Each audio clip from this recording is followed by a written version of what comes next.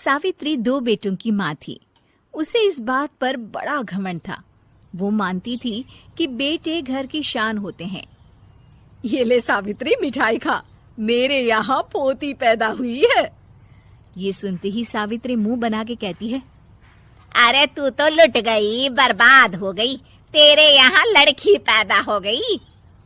अरे तू ऐसा क्यों कह रही है? मैं तो बहुत खुश हूँ। अरे जब तेरी पोती के पीछे तुझे खर्चे पर खर्चे करने पड़ेंगे ना, तब ये तेरी सारी खुशी गम में बदल जाएगी। पहले लड़की की पढ़ाई लिखाई का खर्चा, फिर उसकी शादी का खर्चा। अरे आजकल की शादियाँ कितनी महंगी हो गई है। गहने बनाओ, लाखों रुपए पानी की तरह बह जाते हैं। लड़कियाँ तो सिर्फ खर्चा करवाने के लिए ही पैदा होती हैं। इस तरह लड़कियों के प्रति अपने विचार व्यक्त करते हुए सावित्री ममता को लंबा चौड़ा भाषण देके चली जाती है। अब तो आप लोग इस कहानी में सावित्री देवी का पात्र अच्छी तरह समझ ही गए होंगे।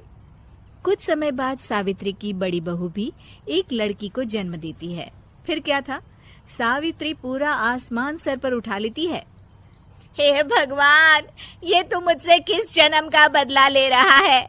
अरे मैं तो मंदिर में रोज आकर तुझसे कहती तो थी कि मुझे एक पोता चाहिए, और तूने मुझे पोती दे दी। इतनी मिठाइयाँ और प्रसाद चढ़ाने का क्या फायदा हुआ? तभी सावित्री की बहू निशा कहती है, क्या माँ जी, आप भी इतनी सी बात पर नाराज हो गई हैं? देखिए तो आपकी पोती कितनी सुंदर है, बिल्कुल आप पर गई है। अरे चुप कर, तुझे 9 महीने इतने महंगे महंगे काजू बादाम फल फ्रूट खिलाने का फायदा क्या हुआ? मेरे तो सारे पैसे बर्बाद हो गए। ये सुन सावित्री का बड़ा बेटा अजय कहता है, माँ, तुम सिर्फ नाम के लिए 2020 में रहती हो। असल में तुम्हारा दिमाग सैकड़ों साल पुरानी सोच रखता है। आज के जमाने में लड़का और लड़की में कौन फर्क करता है? मैं तो बहुत खुश हूँ कि भगवान ने मुझे लक्ष्मी के रूप में बेटी दी है। लेकिन सावित्री पर अजय की बातों का कोई असर नहीं होता। नालायक, अपनी पत्नी की जबान बोल रहा है। मेरा बड़ा बेटा तो हाथ से गया। लेकिन सावित्री देवी हार मानने वाली नहीं थी।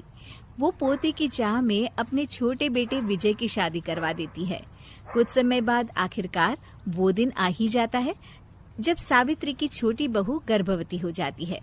सावित्री इतनी खुश हो जाती है कि वो बच्चे के जन्म से पहले ही सारे मोहल्ले में ढिंढोरा पीटने लगती है।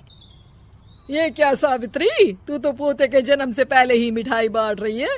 पहले पोता पैदा तो होने दे, और फिर क्या पता अगर पोते की जगह पोती पैदा हो गई तो। ये सुन सावित्री चिढ़ जाती है। अरे अपनी काली जबान मत चला, मेरी मिठाई खा के मेरा ही बुरा सोच रही है। बड़ी आई, ला मेरी मिठाई वापस कर। देख लेना, इस बार मेरे यहाँ पोता पैदा होगा, पोता। लेकिन ठीक इसका उल्टा होता है। सावित्री की छोटी बहू भी एक लड़की को जन्म देती है। सावित्री फिर से रोना धोना शुरू कर देती है और अपनी छोटी बहू को कोसते हुए भला बुरा कहने लगती है। देखते ही देखते ये सावित्री की रोज की आदत हो जाती है। एक दिन उसकी इस आदत से परेशान होकर विजय अपने भाई अजय से कहता है, भैया, माँ खुद एक औरत होकर हमारी बेटियों को पसंद नहीं करती, उल्टा उन्हें रोज कोसती रहती है। मुझे माँ की यह आदत बिल्कुल पसंद नहीं आती। अरे तू ठीक कहता है, मैं भी अब माँ से तंग आ गया हूँ। अच्छा, तो अब तुम दोनों इस तरह पीठ पीछे मेरी बुराई भी करने लग गए हो? नहीं माँ, हम चाहते हैं कि घर में शांति बनी रहे। हमें हमारी बेटियाँ बहुत प्यारी है। मैं नहीं चाहता कि वे तुम्हारे ताने सुन सुन कर बड़ी हो, और इसीलिए हम दोनों ये घर छोड़कर चले जाएंगे। हाँ माँ, मैं भैया की बात से सहमत हूँ। जब तुम इस घर में अकेली रहोगी तब तुम्हें अपनों की कीमत का एहसास होगा। अपने दोनों बेटों के मुंह से अपनी माँ के लिए इतने कठोर शब्द सुन सावित्री भावुक और रुआंसी होकर कहती है, क्या सच में तुम दोनों मुझे इस घर में अकेली छोड़कर चले जाओगे? हाँ माँ। हाँ माँ, अब पानी सर के ऊपर जा चुका है। मैं तुम दोनों के बिना नहीं रह सकती। अपनी सास के आंसू देख अजय और विजय की पत्नी अपने पतियों से लड़ पड़ती है। अरे जिसे जाना है वो जाए, मैं माँ जी को छोड़कर कहीं नहीं जाने वाली। भाभी, आप ये क्या कह रही हैं? वही जो तुम सुन रहे हो, दीदी बिल्कुल सही कह रही है। हम बेटियों के संस्कार हमें सिखाते हैं कि सास माँ समान नहीं बल्कि माँ ही होती है और उस माँ की जिंदगी भर सेवा की जाती है। बेटे अपना फर्ज भूल सकते हैं, लेकिन बेटियां नहीं। आप दोनों शौक से जा सकते हैं। माँ जी, हम दोनों के रहते आपको किसी बात की फिक्र करने की जरूरत नहीं।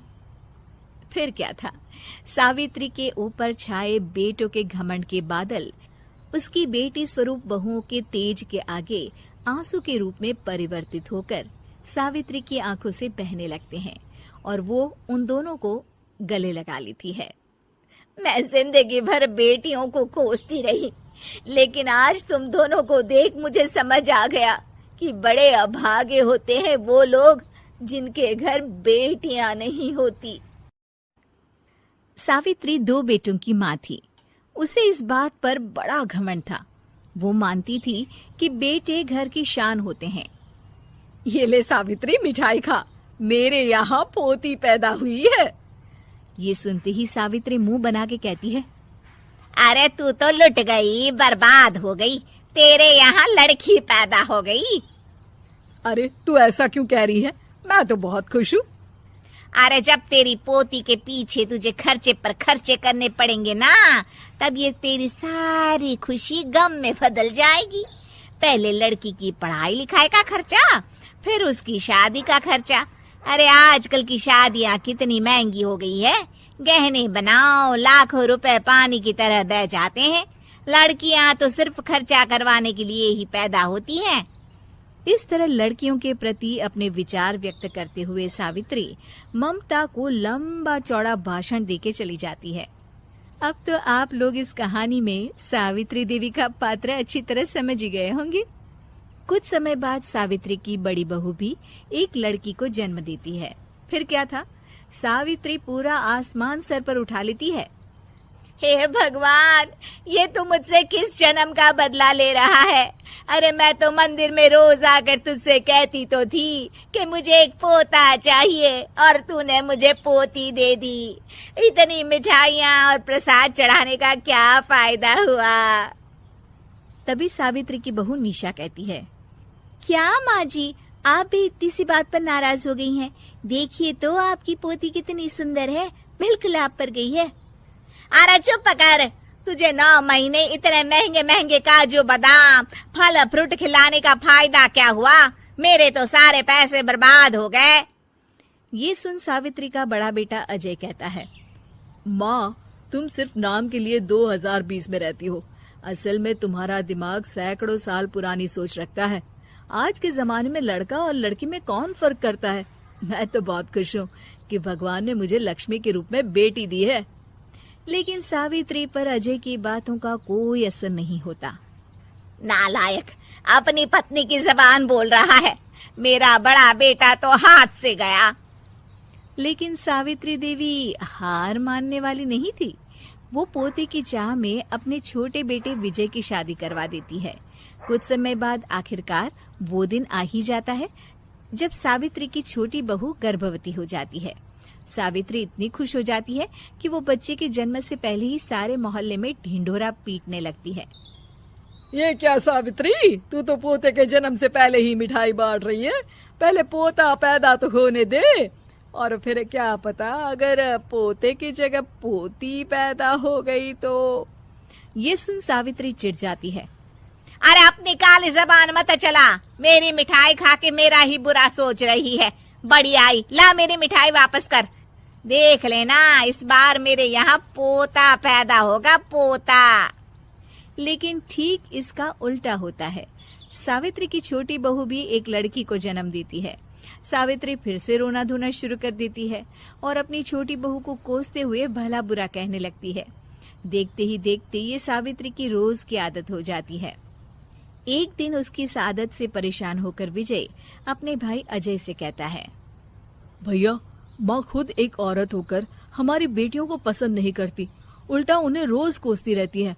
मुझे माँ की यह आदत बिल्कुल पसंद नहीं आती। अरे तू ठीक कहता है, मैं भी अब माँ से तंग आ गया हूँ। अच्छा, तो अब तुम दोनों इस तरह पीठ पीछे मेरी बुराई भी करने लग गए हो। नहीं माँ, हम चाहते हैं कि घर में शांति बनी रहे। हमें हमारी बेटियां बहुत प्यारी है। मैं नहीं चाहता कि वह तुम्हारे ताने सुन सुन कर बड़ी हो, और इसीलिए हम दोनों ये घर छोड़कर चले जाएंगे। हाँ माँ, मैं भैया की बात से सहमत हूँ। जब तुम इस घर में अकेली रहोगी तब तुम्हें अपनों की कीमत का एहसास होगा। अपने दोनों बेटों के मुंह से अपनी माँ के लिए इतने कठोर शब्द सुन सावित्री भावुक और रुआंसी होकर कहती है, क्या सच में तुम दोनों मुझे इस घर में अकेली छोड़कर चले जाओगे? हाँ माँ। हाँ माँ, अब पानी सर के ऊपर जा चुका है। मैं तुम दोनों के बिना नहीं रह सकती। अपनी सास के आंसू देख अजय और विजय की पत्नी अपने पतियों से लड़ पड़ती है। अरे जिसे जाना है वो जाए, मैं माँ जी को छोड़कर कहीं नहीं जाने वाली। भाभी, आप ये क्या कह रही हैं? वही जो तुम सुन रहे हो। दीदी बिल्कुल सही कह रही है। हम बेटियों के संस्कार हमें सिखाते हैं कि सास माँ समान नहीं बल्कि माँ ही होती है, और उस माँ की जिंदगी भर सेवा की जाती है। बेटे अपना फर्ज भूल सकते हैं, लेकिन बेटियां नहीं। आप दोनों शौक से जा सकते हैं। माँ जी, हम दोनों के रहते आपको किसी बात की फिक्र करने की जरूरत नहीं।